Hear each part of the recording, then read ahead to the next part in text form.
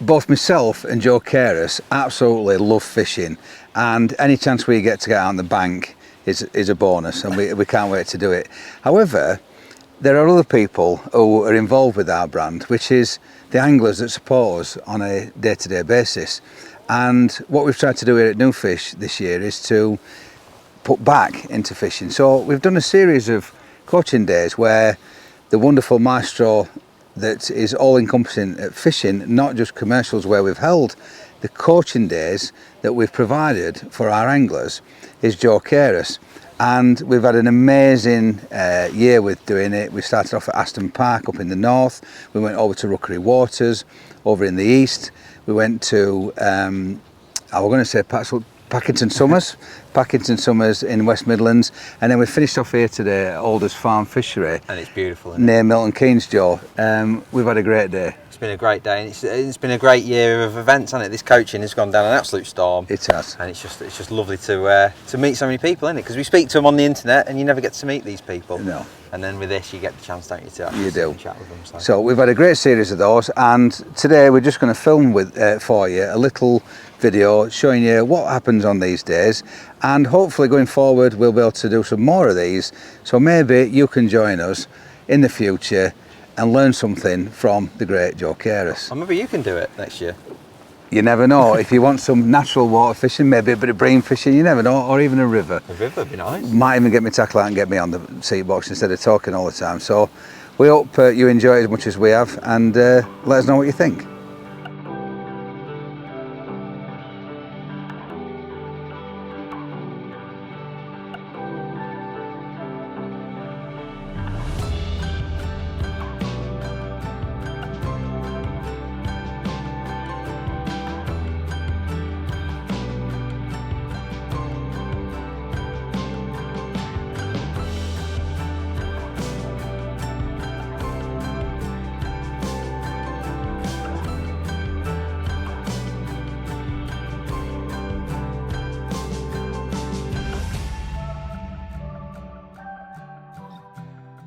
Well, good morning everyone.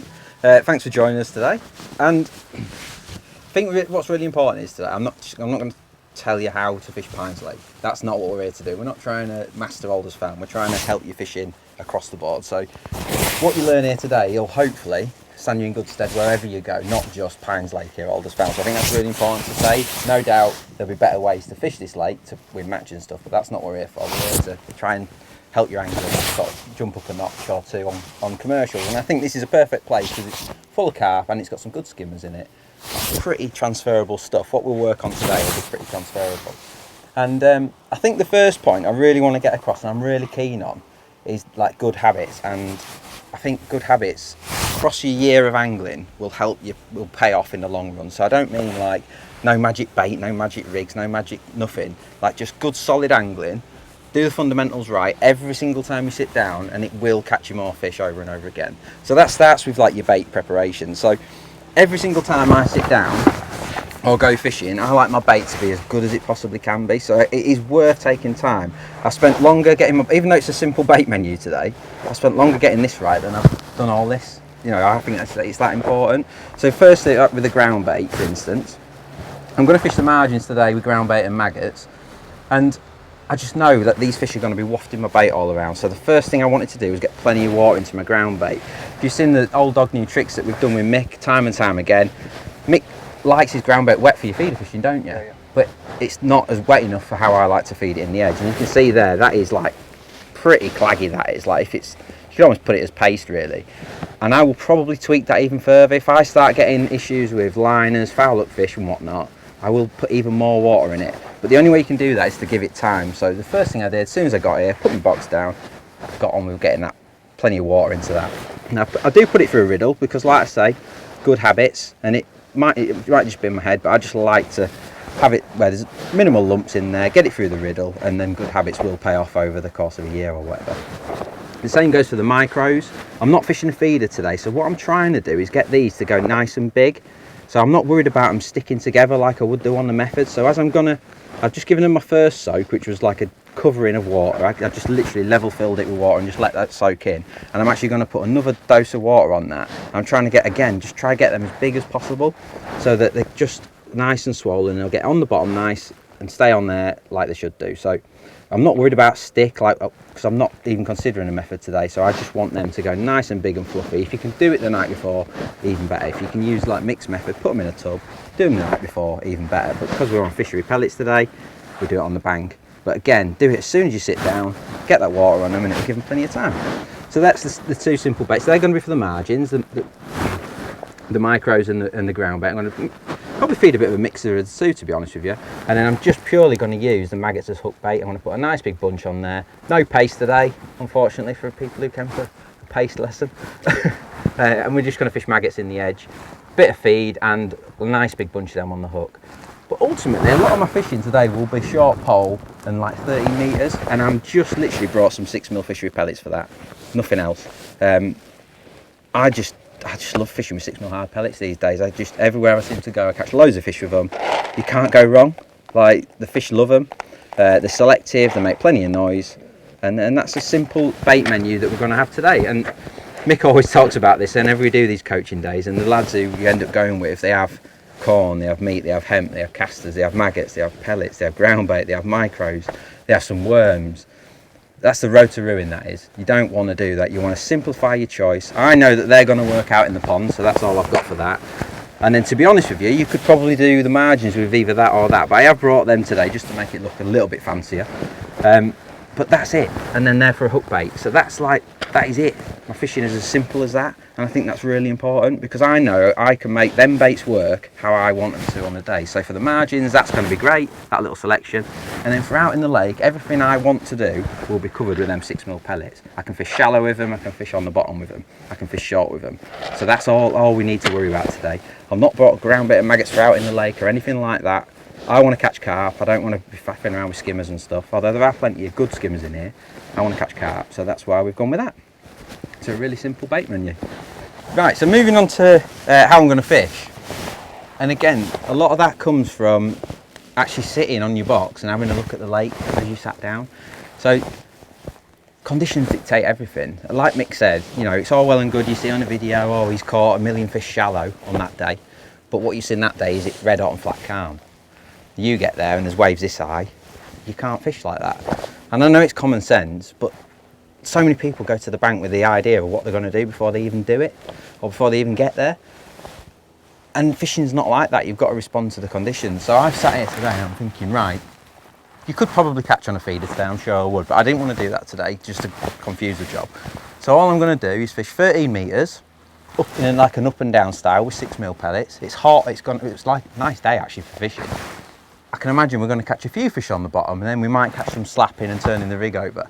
I think that's going to work, so I can do that, and that's going to like fill my match in. So I'm going to start short, because it's a nice depth shot. It's like 4 foot. I'll show you the rigs in a second, but it's like 4 foot short.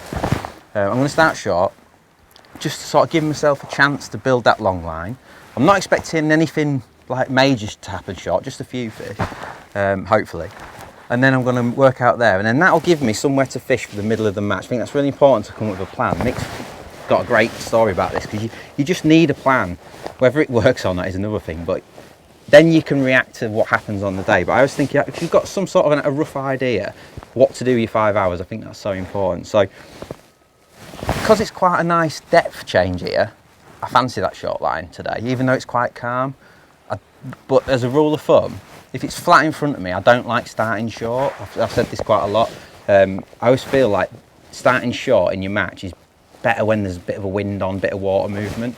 But today, because it's deep out in the lake, I can't imagine there are going to be that many fish out there to start with. I think we're going to have to build that a little bit. So I feel like because of this, there's quite a big depth change for me here to get onto that short line. I think there could be a few fish there. So I think that's more of a depth thing rather than it being short, if that makes sense. I think the fish will want to be in the slightly shallower water to begin with. But I think reading the conditions is so important. If it was blowing a gale here today, you could rule out that long pole. You'd probably have to fish a bomb or a feeder, or you might catch short all day. So I think that's really important just to say, you know, come up with an idea based on what's happening in front of you. What's happening with the water? Is it clear? Is it choppy? Is it bright sun? Is it overcast? That will dictate a lot of your fishing. I think it's so important to say that. Otherwise you could end up just copying what the lads are doing on YouTube and stuff, but you're only seeing one day in the you know, in a year, aren't you, on them sort of situations? So it's really important, that is. And like some Mick always talks about, you know, you got to fish your own match, haven't you? You got to fish your own day. Yeah, a great example, and we'll talk about the margins in depth probably this afternoon, to be fair. But that's a perfect example, Mick, because they always say, don't they, oh, you need to find 18 inches of water or 15 inches of water and fish there. But if I drew a peg that only had that side, it's 3 foot deep down there, wherever I plumb up. Yet down that side, I can get into whatever I want. I could get into a foot of water if I wanted. So it's all right, well and good in it fishing how the experts say on YouTube, telling you to get in that much water. But what happens if you draw a peg that's that deep, 3 foot everywhere? So I think that's just really important to just fish your peg. I think that's so important. But anyway, onto the rigs. Like I say, 30 metres is going to play a large part of my day, or my supposed match plan today. And with it still, it's feeling quite nice now, and it's quite nice and warm. I feel like we'll catch a few to start with on the bottom, and then we'll probably have to go shallow. But as with the nature of how I'm going to feed it, I'm just going to trickle 2 to 3 pellets in constantly. They will come up and down in that water column. And I think that's so important. Like, some people go, right, I'm just fishing shallow today, or I'm just fishing on the bottom today. You have to mix and match and respond to what's happening in your swim. If you're getting loads of indications, foul looking fish come up, but it may be that in 20 minutes time, they've gone back down again, and you need to respond to that. And I think that's so important. It could be something as simple as what's happened now. The sun comes out and the fish are so responsive, they'll come straight up, and you have to react to that. Sun goes away and they'll drop back down again. And people like your Andy Powers and that, who are so good at that style of fishing, respond, and they've got different rigs that they can just keep picking up. Please excuse me, horrible cough that I've got. It's quite deep here today. It's almost like a 3/4 of a top kit deep. I'm no good at maths, but it's about 72 inches deep. And surprisingly, I've gone for quite a light float, which is a 4x12 Fury. And I've got that strung out. I've got my shot in strung out, like I always do when I'm hard pellet fishing. Just number 9 strung out in that bottom bit of the rig. And my whole idea with this is I'm just going to be flicking it around my pole tip. I'm going to feed with a catty mainly, so there's going to be as accurate as I can be, but there's going to be fish and pellets dripping around. So I want to use this rig just to flick to the side, flick past, flick all around my feed area.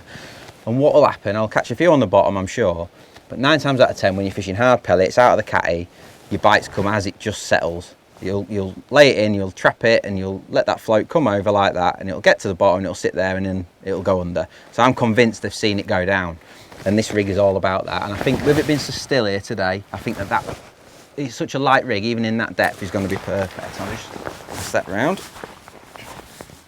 It's a 020 exact main line to an 016 exact hook length, 14 to 16 zip. Pretty standard stuff really, Fury float. I think it's important to have a nice thick tip as well. You're going to be getting lots of indications out there because of the depth. You want something you can see. How can you use 3 back shot instead of 2? I just use 2. I use 2. I've never used yeah, 3. I just know you use 3. I just like when I've got thicker lines, 020 and 023. I just think it works. It gives me a bit more. I always find like when I only use 2, it doesn't seem to affect my rig that much. Whereas I actually want it to create that. So. Yeah, it gives you that bow effect, doesn't it? Because it's stiff, so you need more weight to counteract it. So just out of interest, I've given these, since we spoke about it, I've given them another dose of water and they've taken it on, so I'm going to put even more on. So I'm just constantly just dribbling a bit on and working it through. Yeah. No, I've literally just done it once and left them. And then I've obviously put them in here, and now I'm just, while I'm finishing chatting to you, I'm just constantly just dribbling a bit more on. I kind of want them to lose that tackiness. That's when you know they're right. Just literally a dribble, look. And I just turn it over my hands. Cheers, mate. So to go with that, so that's going to be like a through the water. We'll catch them on the bottom, and we might catch a few on the drop. To go with that though, I've also set up a shallow rig. Now, really simple. It's just a 4x10 big head with the shot underneath it. That's all it is. And then I've set it at a foot deep to start with, but I purposely left this line long. I could put the float right up here if I wanted to. We'll see, we'll react to what's going on. Every time you go shallow fishing, if you're not getting indications, you're often too shallow. If you're getting indication and missing them, you're often too deep. So I've left that nice and long. It's not like F1 fishing where you need to try and fish with a diddly little line. We're fishing for proper carp here, and you can have a nice long line. It helps you with slapping the rig over as well, having that longer line. and them little big heads are just absolutely perfect. So I'll just pass that around. Slightly softer elastic out of interest, which is the black zip, which is 12 to 14. I think when you're fishing shallow, you just kind of want them to hook them and just sort of glide out your swim nice and smoothly. A little bit less disturbance. A little bit less disturbance, yeah. The short line, I'm going to show you how I plumbed it up actually, because it's quite interesting, because there's actually like a little dip here, which I assume is where everyone fishes. And you'll often find that on commercials. You'll get like a deep spot right in front of you, and then it'll shallow up ever so slightly, especially on venues where they often fish short. And I think it's important to fish in those, not because it's deeper, but I think that the fish have scoured the bottom away a bit, so it's likely to be a bit firmer. Whereas if you go up into the shallower water, you've got to imagine the fish aren't feeding as much there, so there could be like leaf matter and stuff on there. So if you do ever find that situation where you get that like bowl in front of you, as long as it's not that wide, but if it's like a nice bowl, try and fish in it, because the fish have done the work for you. They've got you a bit of a firm bottom. And I've tried to be clever and think, oh, it's too deep, I'll go out up this side and stuff like that. I'll fish away from me. I've tried to be clever loads of times. Don't work. You want to fish right in front of you when you're fishing short, I always think. It just makes it so much easier for your feeding by hand. It just makes it so much easier, and you're more accurate because you're fishing straight in front of you rather than off the sides and stuff like that. And the rig's exactly the same as what I set up out long. It's just shallower, so I probably don't need to show you that. Same elastic, same float, same lines, everything. And we're going to start short on that one. Interestingly, all of them are plumbed up. I always have my bottom rubber there just below where the paint mark is on our floats. Our floats are dead consistent, so that paint mark is always the same, and I always plumb up to that as well. So I always put my rubber there, and that's where I plumb up to. Gives me a bit of leeway, I think, when I'm fishing hard pellets, and yeah, that's how I do it. And then the final rig is the margins. Like I say, quite interesting this one, because it's 3 foot deep down that side, but here I've got this lovely light shallow bay, which just looks perfect. And I'd love to fish right up here in this dead shallow water, but I've put my plummet on and it feels ever so rocky down there. It's like you put your plummet on, oh, it's flat, flat, flat, oh, it's gone off a bit, then it's coming back up again. And I just got to imagine that it's just little rocks and stuff that are down there. I don't like that, mate. I think even though the depth seems right, I'd rather get away from it and fish in slightly deeper water on something that I believe is a bit flatter. So I've actually gone at the end of these nettles. It's still shallow, it's still only 18 inches deep, but just past it, I've got away from all these rocks and rubble and stuff, because the fish will feed there, but they'll just be a nightmare to catch because your hook bait could be behind the rocks. Sounds common sense this, but the number of times you feed in the wrong spot because you just think, oh, well, that's the depth I need to find. But actually, if you put the heavy plummet on, the 45 gram is dead good for this. You sort of really donk it around and you can really feel what's going on. I went past a section further than I'd probably like, but it feels much flatter. And I think that's so important. Rig wise, I've gone for pink zip, our 18 plus, which I always use down the edge. 023 this time because I'm expecting, hopefully, to make the most of the end of my session. 4x14 Fury this time. And you'll notice on the back shots I've got 4 on there because I've got 023. I've got 4 back shots this time. And then just a simple bulker shot and an 020 hook length. So really simple stuff. Yeah, I just wanted to show you that that plumbing short before we feed our peg at all, and just show you what I mean about that, where it comes up a little bit. It's only a little tiny bit, and you'll notice I'm fishing a top kitten 1. It's 4 foot deep, that is. If I go any further out, it's another foot and a half deeper. So I just don't see the point. I feel like the reason fish are short is because they're trying to get out that full depth, and you're trying to fish in a different part of the lake. If I go any further, I'm basically in the full depth of the lake, so I feel like you're losing what makes the short pole good. So I'm just going to fish on top kitten 1, and it wouldn't surprise me if fishing just the top kit is even better. So, but we'll work that out as we sort of read our situation, read how the fish respond. And I'm just going to show you what I mean. So if I just, where I'm going to fish is there, which is dead handy because it's dead in line with that bush, which is obviously where everyone's fishing. If I come over here, it like shallows up. See it? Like a float length. And I can feel it, it's softer.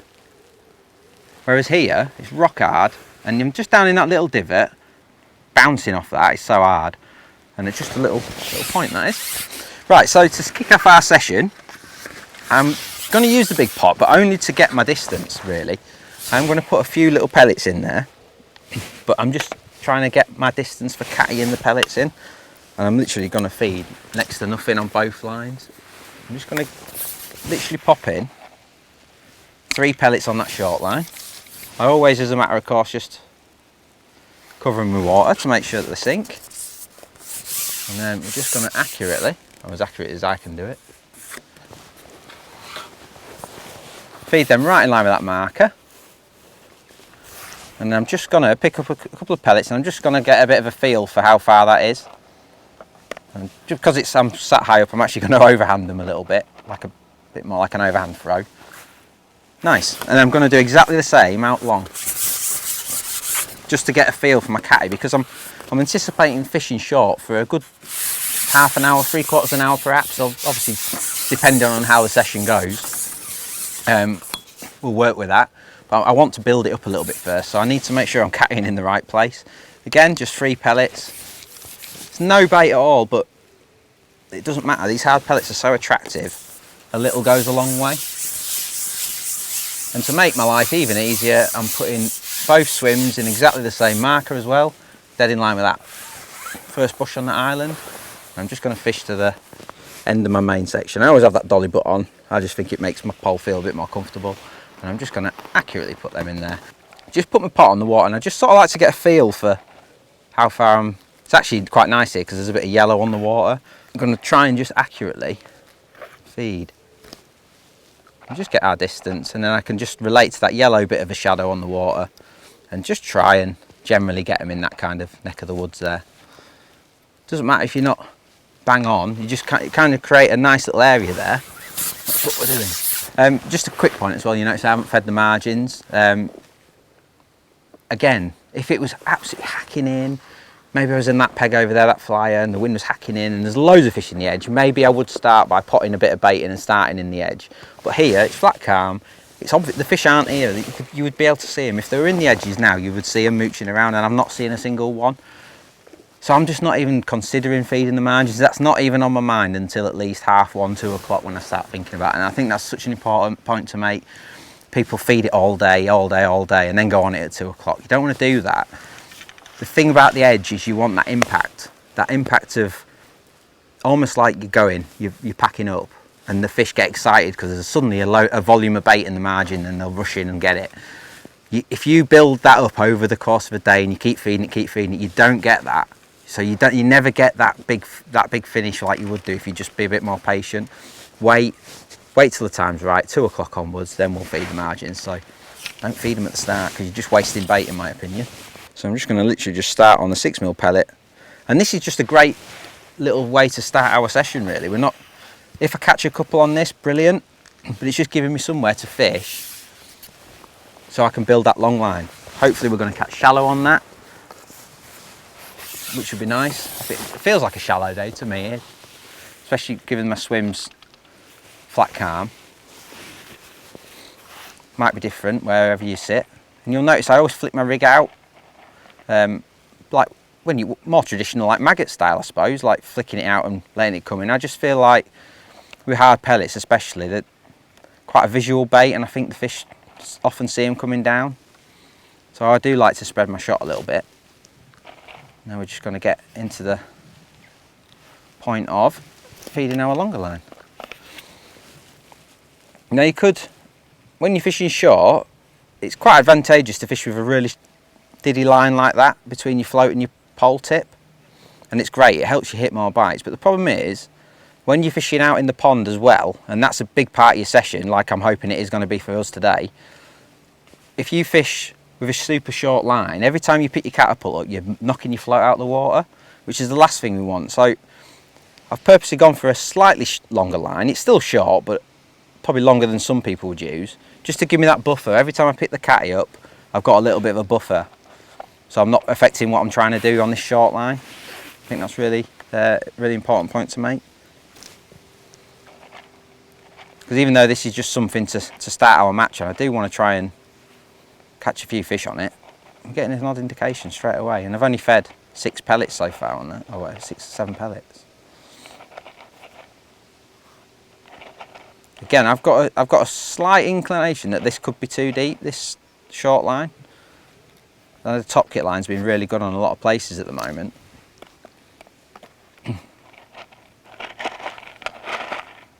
We'll just work to that. It might be that we have to create some noise by throwing our bait in.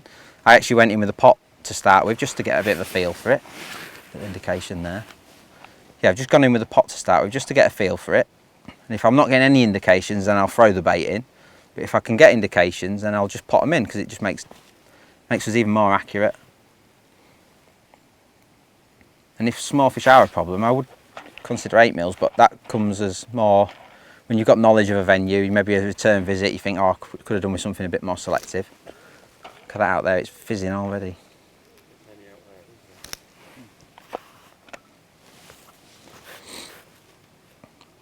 Never let the blows distract you though. And that can change throughout your day as well, because, you know, like I mentioned earlier, like the fish, when it's hot like this and you get the flat days, the fish will naturally come up, but it might, you know, later in the session, it may be that they go straight down again because it goes overcast. I think that's really important.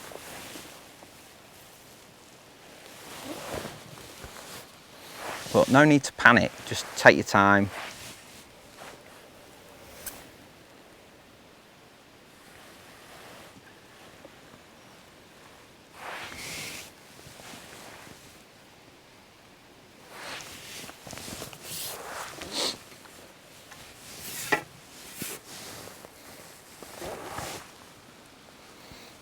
I like to keep my pole nice and low. So I'll let them tire out, and then when you start seeing you float and stuff, then you can start thinking about lifting up. That's the green zip, which is 14 to 16. It's quite a well used one this though, so it's quite soft. Pour that in, won't it?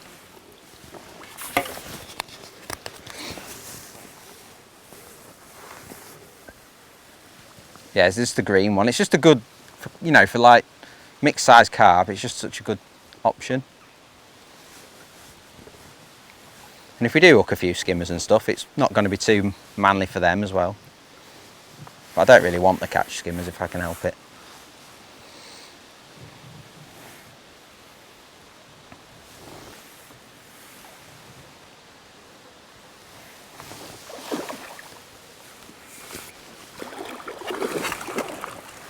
There we go. Very hospitable carp. Nice fish though.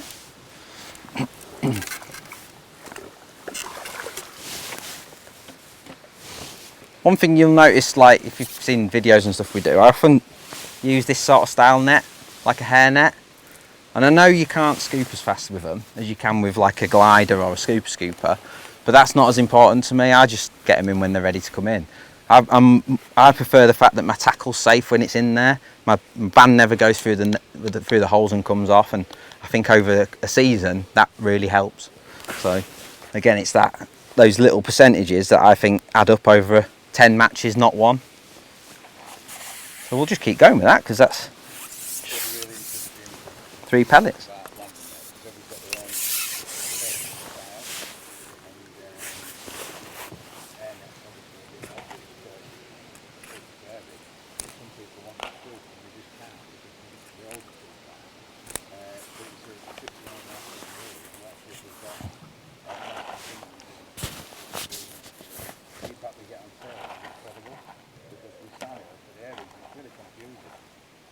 I'm always open down, so I'm working down to the level looking at what people use. Everybody's got a massive opinion on what's right and what's not. Then you depend on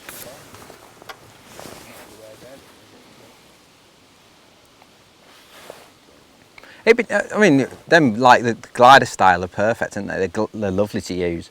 I'd love to use them all the time, and I often do when I'm paste fishing. But when I'm fishing with this, I just like to use that style of net. I think they're perfect. You see how attractive just 3 pellets are though? We're getting indications all the time with hardly any bait in the swim. I've not put a big pot full of micros in or anything like that. Literally just feeding 3 pellets and waiting for a carp to come along.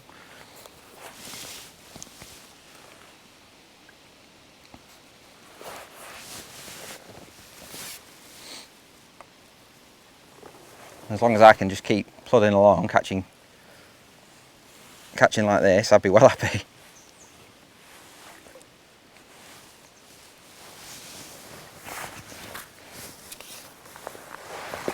Of course, the longer I can just tick over on this, the longer it's giving me that long line to sort of mature, if you like.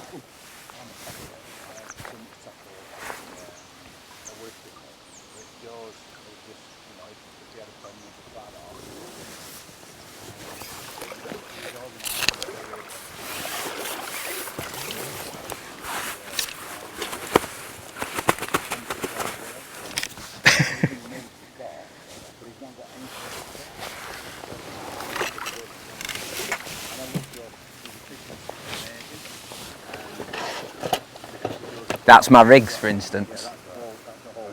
So that's the lot. Go what, sorry? What, on top kits? No. No. No, I don't. Thing is, it'll probably break the next time out, but this happens so few times for me that I ever really have that issue. I use strong tackle that doesn't let me down, and I think that, and it's hopefully balanced. I'll probably get destroyed now. One will take me through that thing.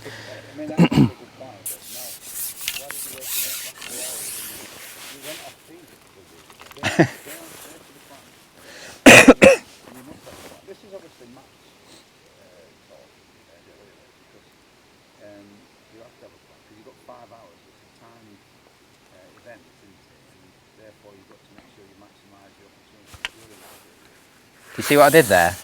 Wasn't getting any indication, so I come back and popped 3 more pellets in and got one straight away. Rather than throwing them in, I took the time to come back, fill my pot up again, make sure I was super accurate, and got one straight away. Only 3, yeah. Not 4. 3's the magic number. Less is best. I want to catch them, not feed them.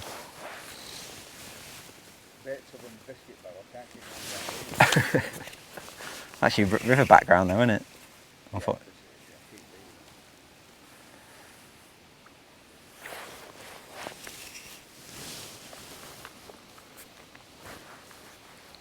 So I mean, this is like perfect, isn't it? Like, you just go in and get bites like this. I'd be well happy in a match.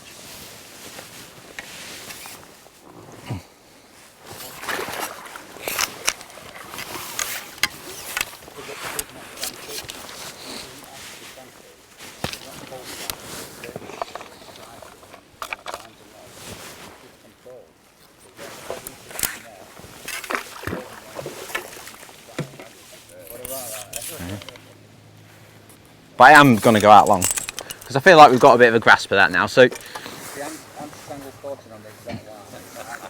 yeah.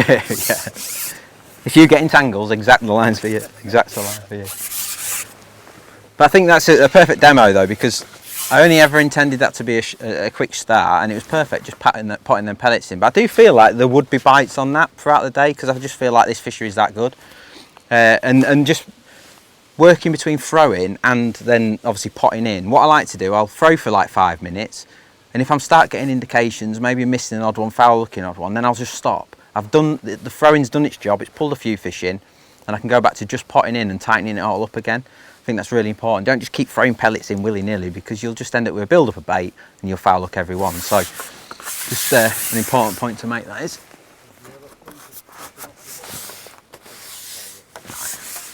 No, not for me. I feel like when you're fishing close in, yeah, you will catch an odd one shallow or off the bottom or whatever, but I think it's a rarity really. You might catch an odd one throughout the day, but I'd rather get my feeding right, and it may be that actually coming closer to you is the answer. That's often the case. I feel like sometimes if you're foul looking them there and you're getting indications, and the fish are sort of telling you that they're happy to be close in, so actually fishing just here on the top kit can be even better. Now this is going to be interesting to see how this goes, because it's obviously very soft out there. And a word of warning, when you fish like this on the bottom, long in deep water, you will foul look a few fish. So just getting that out there. But you kind of just got to put the blinkers on, because you've got to look at the big picture. Yeah, you'll foul look a few, but you will catch and you'll get more consistent bites out there. So just something to bear in mind. I'm going to put a few in with a pot to start with, because we've been feeding with the catty. Obviously, as accurate as we're trying to be with the catty, we are still spreading them out a little bit. So I'm just going to have a few chucks with a pot just to tighten it up, and I'm going to pop catty as well. But I just want to make sure that I create my little area to fish on with my pot as well, and then we can. I like to do both, because ultimately I would like to catch shallow if I can out there. And then that nice light rig will fall through. And hopefully catch one's eye as it's falling down.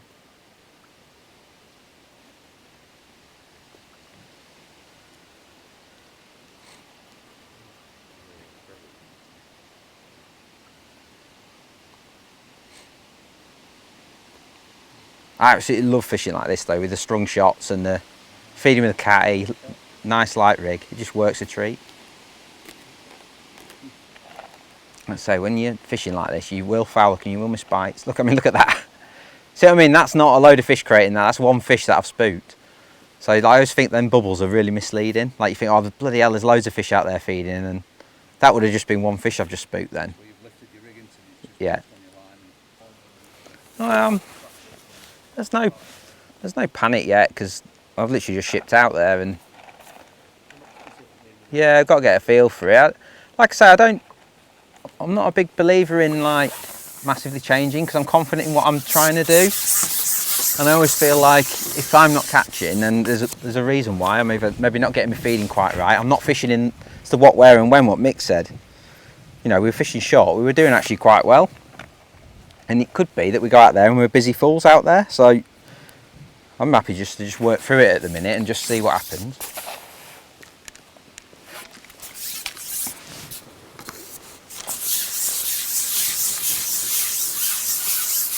Another thing, if they won't come shallow, which you never know, they might not, but I think they will, actually starting new spots out there can work really well.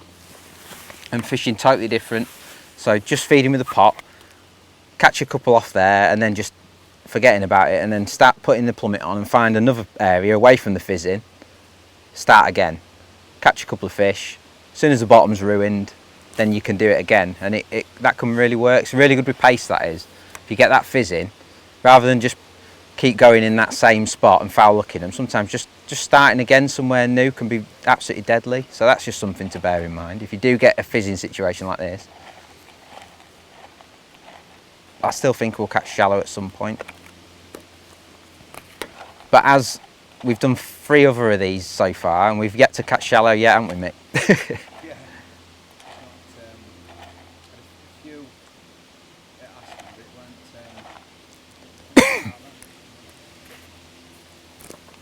I just think it's quite early in the day as well, isn't it? I always think, like the timing thing, what we talked about, you know, your shallow fishing gets better in the afternoon, and often when we're doing these like sessions are in the morning, which I know sounds like a terrible excuse, but it is true. No, I think that I want to echo that.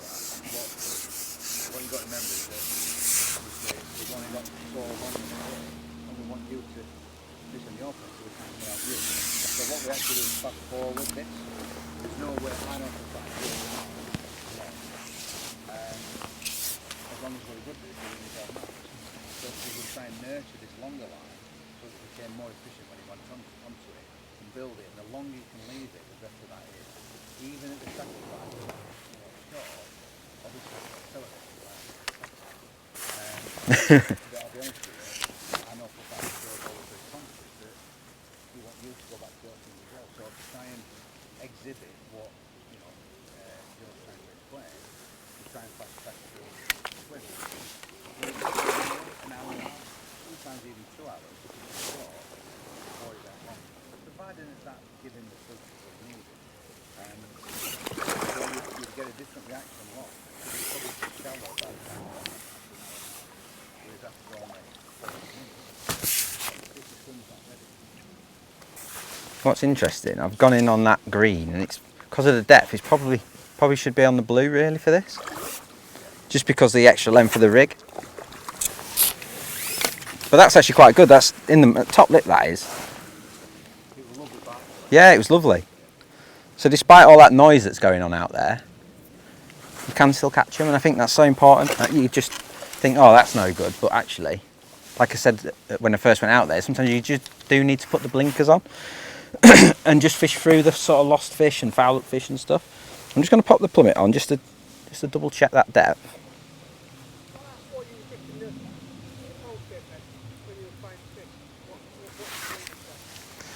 It's an old habit, unfortunately. It's when we first started using hollow elastics, way back when, before pullers were even invented, The old saying was that when you dip that, you like lock the elastic, and it's just an old habit that I've never got out of. Allows the elastic to retract. Basically, going back to the elastic comes back into your coil, and then you then go like that. There's an amount of traction going on. So it's just a case I think it's a nonsense, but it's not really. No, but the elastic obviously keeps the tension on the rig. ever so slightly took it out.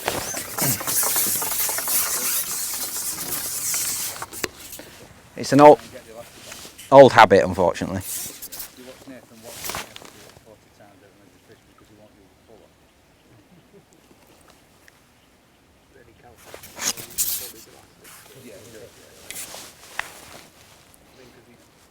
I do think sometimes when it's a touch deeper though, you do need to go up an elastic size just to help you get a bit more control, and you've got a little bit more stretch in your rig as well, so you've got a bit more cushion as well. Whereas if it was only 2 foot deep, you'd probably go down a size, if that makes sense. I think there's an amount of, John mentioned it earlier about the fact that you're not driving at your puller, trying to tension the elastic. So yeah, I'll just go through the motions really with this, and just keep laying that rig through, keep lifting and dropping, keep trickling pellets in, and sort of respond to what's going on. Try and get the pellets near the float, always helps. Try not to leave it sat for too long neither. I'll always keep lifting it out. I know it takes forever for that rig to come in, but that's when it's at its best. When that rig's falling through, that's when you're catching their eye. That's why you've got that strong Yeah. shotting pattern. So is that 4x12? Yeah, that is, yeah. So why distinguish you to use the 4x12, not 4x14? Just again, I'm just trying to keep that, I just want to present my bait really slowly. I want it to just flutter through the water. Slower fall. Yeah, Just less lead, isn't it? that's all it is.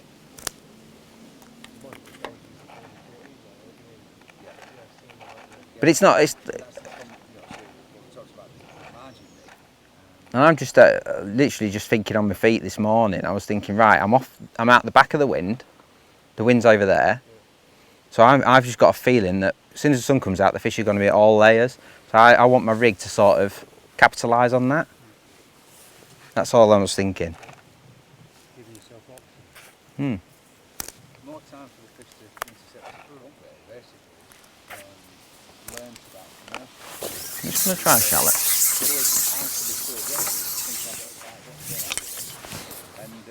And it might be a stronger two pack. And I know for a fact that you're feeding the short line tells me that he probably thinks that out there might not be the right place, because they might be on the bottom, but not necessarily in that depth. So they might be a foot off the bottom. So it might be the depth of the short line that is the premium depth that they're going to get. I think it's really important to say about with carp as well. When you're fishing shallow, it's really important not to get carried away with your bait, especially with hard pellets. Because once you commit to lathering pellets in, your bottom fishing's done. And it may be that we catch a load of fish shallow, but we might not, and you might need that bottom line. And I feel like if you just keep that regimented sort of feeding pattern of quite negative, then you're giving yourself the best of both worlds. And if they want to feed shallow, they will respond to that feeding pattern as well. But if you do want to drop back on the deck, you haven't spoilt it by lathering bait in. Your slapping is kind of doing the feeding for you. You're ringing that dinner bell like constantly as well. So just a really important point. I'm not really going to differ with my feeding pattern too much. I'm still going to trickle the bait in the same. And if they want to come shallow, I'll catch them. I've wasted many a pegs where I'm like, right, I'm going shallow now, and I start lathering 6mm in and don't actually catch anything. Just a note on slapping as well. Obviously it takes a lot of practice to do it, especially when you're fishing longer. But when you're doing it, try on that last slap to drop your pole. And I know it's difficult to do, but your float and your pellet need to stay where that noise has been made. If you start giving it one of them, when it lands, I see it all the time like that, no good. You need to try and discipline yourself to relax that pole. If you notice, my technique is I sort of follow the float, I bring my pole over the top of the float, if that makes sense. So I give it a little bit of slack like that to allow my float and my pellet to sit where I've slapped it. And it's a tiny detail that, but it really is important, because ultimately them fish come in to the noise of what you're doing. So the last thing you want to do is drag your float over there a metre away from where that noise is. So it's well worth just practicing that little technique. It's just, well, it's all about it being where the noise is. That's the key.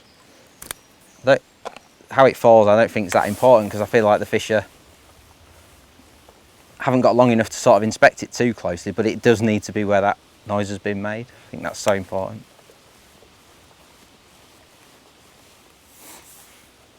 So it's just a tiny little detail that, but it's so important.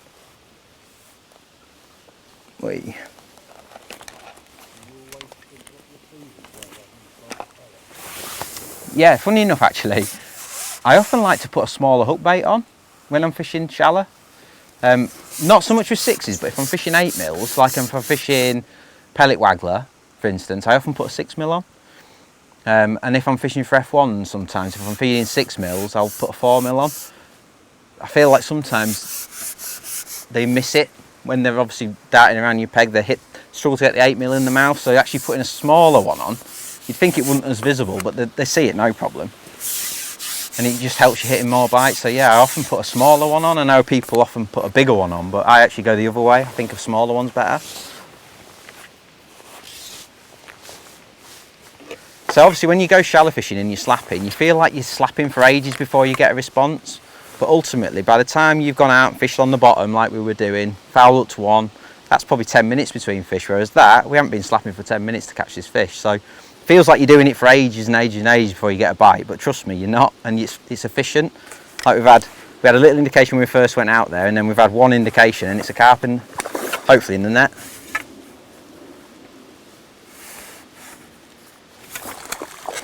So it can feel slower because you're not getting as many indications as you were on the bottom, but ultimately it's a fish in the net, in the mouth, so that's a really important point to make. As Mick says,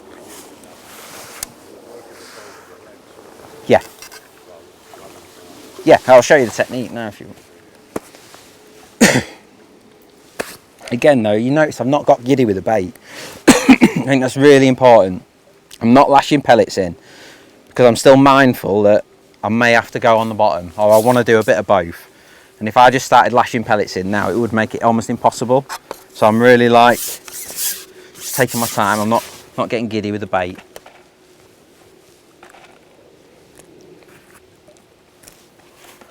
Ultimately the slapping's going to do the work for me and draw the fish in so I can catch it. One big tip when you're shipping out and you are slapping, make sure you check your pole sections because they do work loose. Right, so the technique, again, the pole is just across my lap like it would be normally. Important to get your box set up dead right so your feet are nice and flat. And then I'm just using sort of my heel, I'm lifting my heel up. I can like do it one-handed. I'm just bouncing it on my leg really. That makes sense. So I'm not actually doing it with my elbow because that'll end up in all kinds of problems, that will. So you're just trying to just rotate it using your foot. And the key to it is actually is working really hard at it. Because like what happened with that fish then, it just almost like came out of the blue, didn't it? We didn't get any it's not like with F1s where you get loads of indications and you're changing your depths to find it. Carp aren't like that.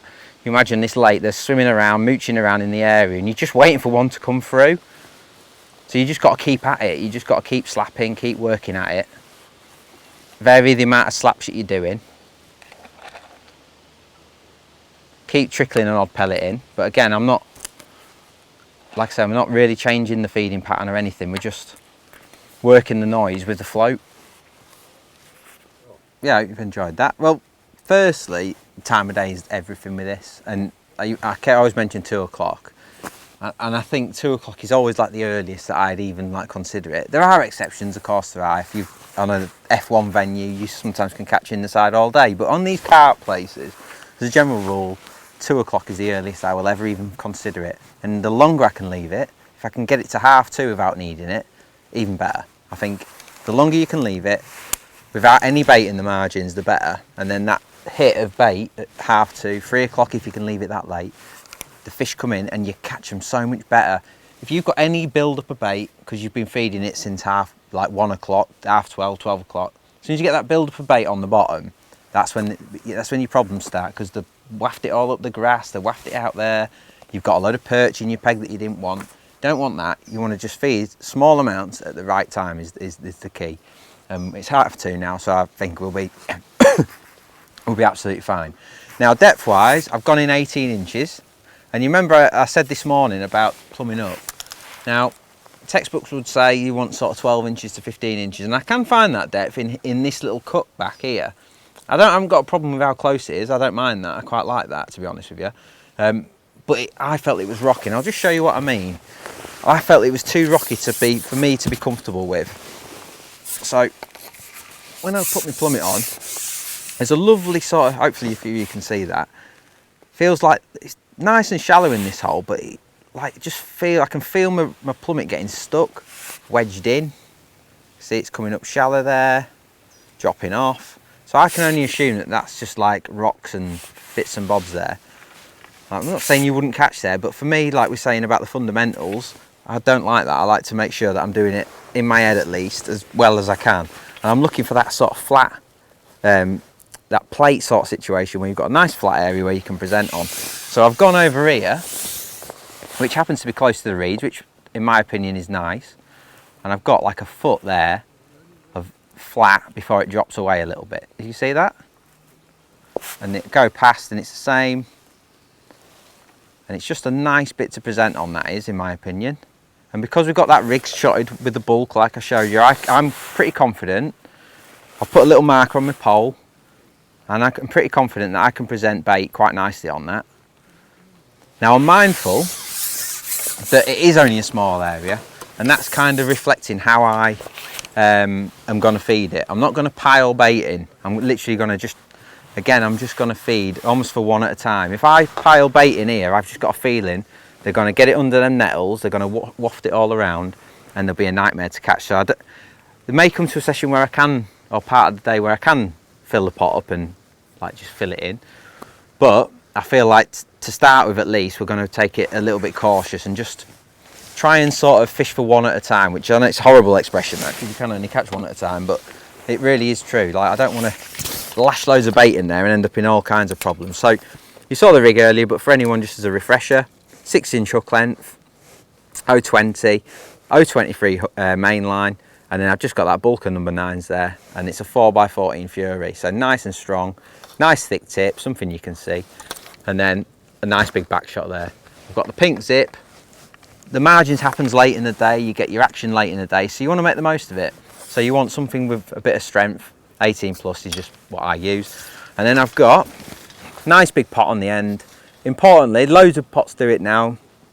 You get the, like with the holes so the bait comes out nicely. Really important, that is. If you haven't got one of the new style pots, just get a little drill and make yourself some nice holes in there.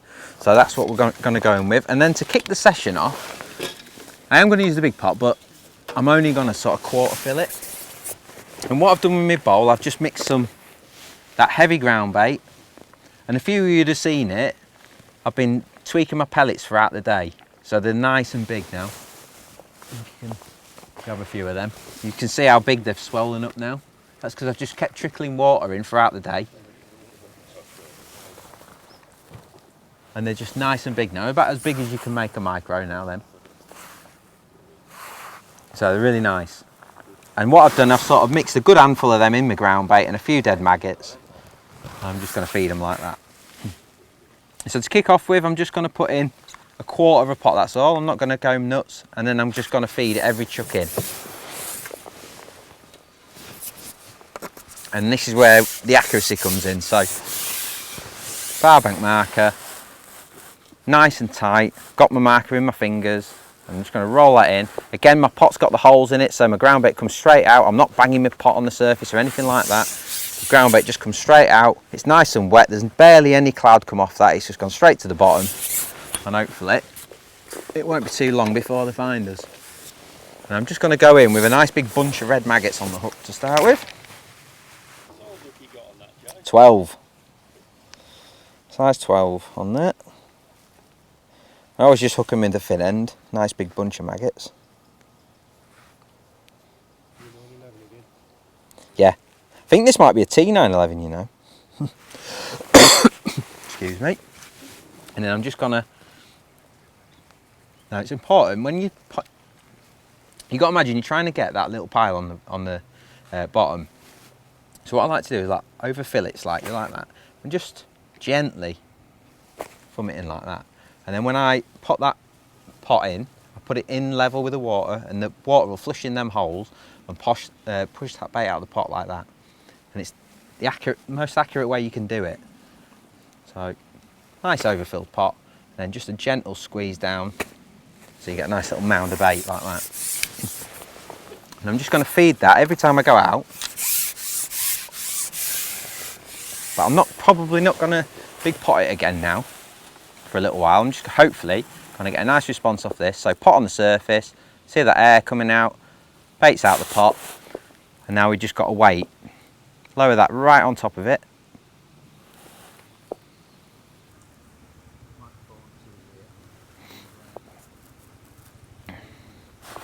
There we go. Like I say, it's that first 30 to 40 seconds of your bait being in the water is your best time to get a bite, and that was a perfect example of it. I know we got interrupted with a perch, but actually coming back in and feeding again got us one straight away.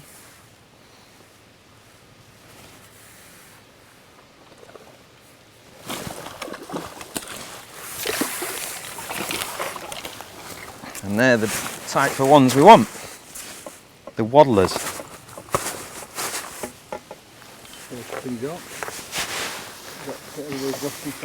The shortest, fattest fish, a bit like me, this one. It's a beauty. Alders Farm. Fantastic venue. Oh. Just outside on the camera now. There's always a little killing zone in your swim as well. If you can find this right up against a bank, even better, because I know that it looks like I'm against a bank, but them nettles are going to come off quite a bit, which makes it a bit trickier. But if you can find that depth right up against something, you're in the, you know, that's cracking that is.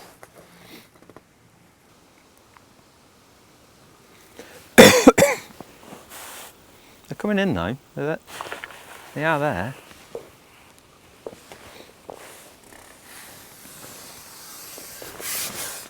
It's just that time of day thing over and over again, isn't it?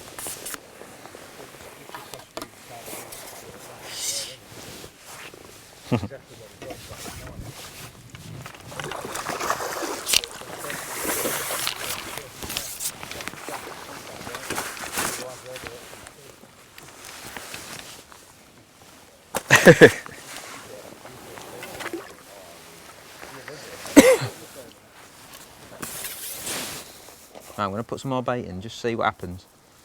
For my benefit more than anything.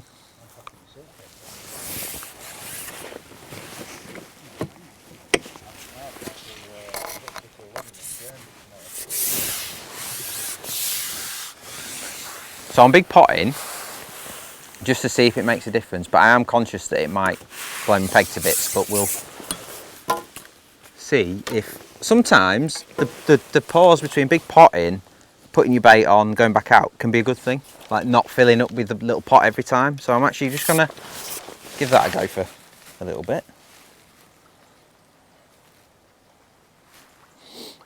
I think that's when you're fishing for like 5 carp in the edge and they're all massive. I think big potting and then coming back, baiting your hook, then going in can be really good, and not even putting a kinder pot on. I think on venues like this where there's lots of fish, I think like throwing bait by hand or potting in with a kinder pot is better. But when you're only fishing for, you know, 4 or 5 fish, which Hayfield, Hallcroft, places like that, sometimes being a bit more deliberate and slow is better. Gold Valley, you know, venues that kind of scenario.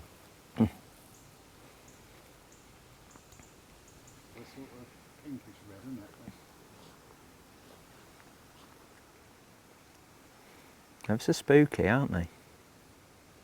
That's just with me.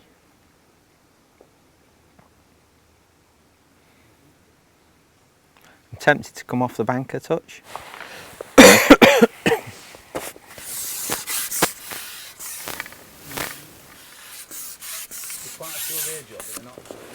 Yeah, but We've still caught 3, haven't we? Yeah, no, it's very good. It's I think sometimes you can expect too much, can't you?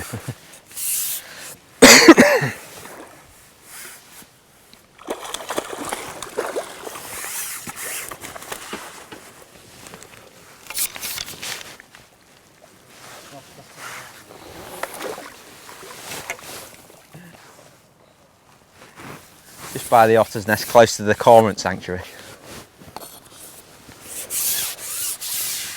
More bait.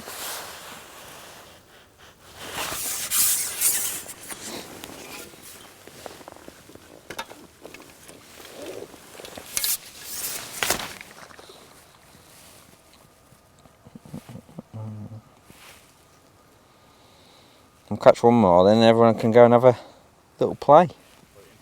It's the fun time, isn't it? Edge fishing. Fun and frustrating at the same time. But I think you know when you said, yeah, I think we try sometimes to catch too much, and you have 3 in 30 minutes.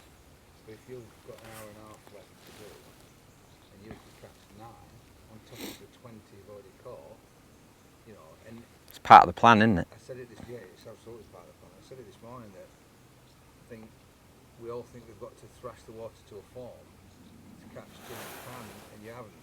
You've just got to keep putting a 5 and 6 pound carp in your net. It doesn't take long, does it? It doesn't take long at all. I think someone was on about landing fish quickly. I haven't seen a match won yet by people catching fish quicker than anyone, like landing fish quick. It's fact getting him in the net and getting your next bite quicker than the next bloke, isn't it? That's the key.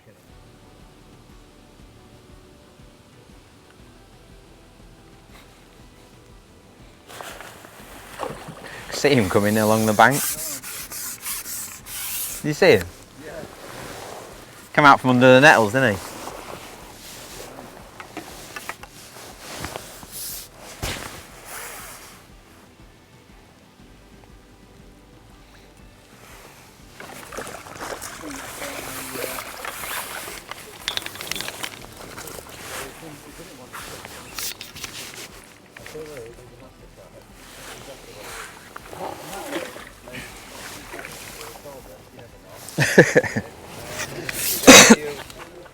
Is how you calm down the edge. And